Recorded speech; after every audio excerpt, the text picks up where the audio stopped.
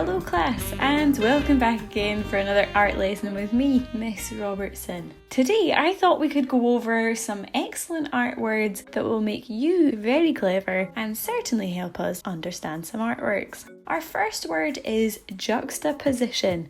Now this is a very long and very complicated sounding word, however, it's actually quite a simple idea. We'll recognise the second half of this word, position, which just means where something is. They're opposite ideas, things that don't belong together, that we're putting together in our artwork.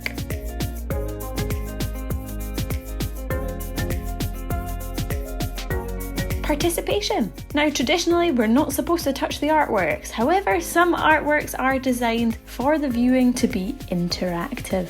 The artist is asking you to get involved in what they're making. This is an artwork that was displayed in Tate Modern. It's a white living room and kitchen, totally covered in white, and the artist, Yayoi Kasuma, is asking you to interact by placing coloured dots onto any surface you like. This takes the space from being cold and white and clinical to a fantastic rainbow created by lots of people working together. And as you'll see, the result is quite remarkable.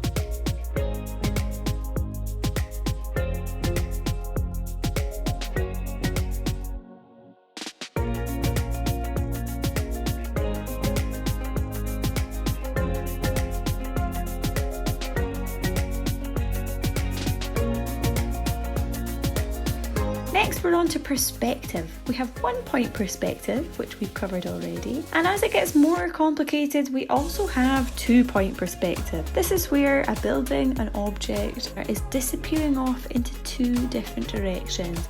It's really important to be mindful of perspective in art because this helps make things look a little more realistic.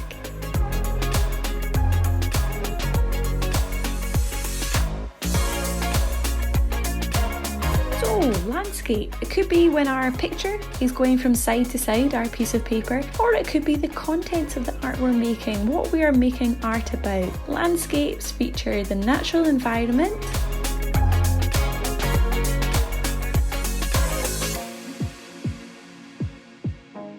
portrait. Well, a portrait is a picture of a person, real or imaginary.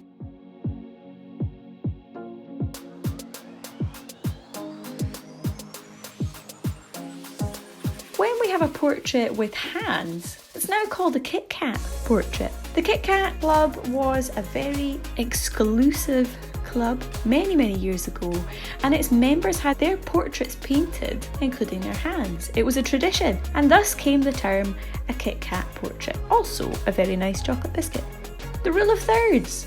So it's almost very boring to look constantly at things that are centred right in the middle of a piece of art. To combat this, artists use what's called the rule of thirds when making a composition for a painting or a sculpture or a photograph.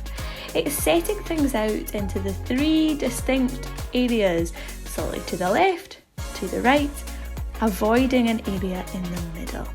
Painterly. Painterly is a word which describes a painting that knows it's a painting. It's not one that's making the illusion of being a photograph. It can be a very good painting, but what it's saying is that it's bold brushstrokes that haven't been blended totally together and it's not super realistic. I would like you to make a poster about one of the words that we have covered today. However, don't just tell me what your word is about, I want you to show me. Make sure to upload your work to the online classroom, and as always, I can't wait to see what you create.